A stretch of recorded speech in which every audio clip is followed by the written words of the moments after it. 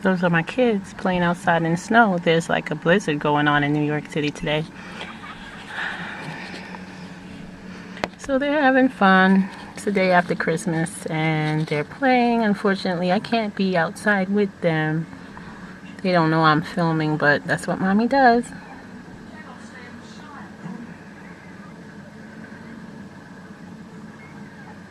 They're having so much fun.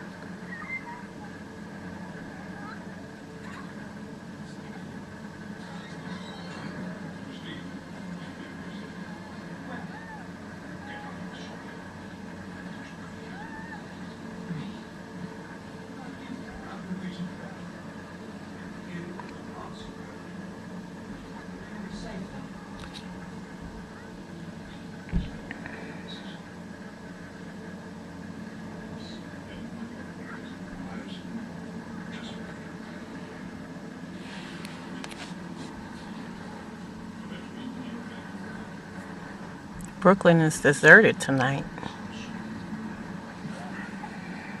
I wouldn't be out there unless I was a kid. You don't seem to feel the cold when it's cold out.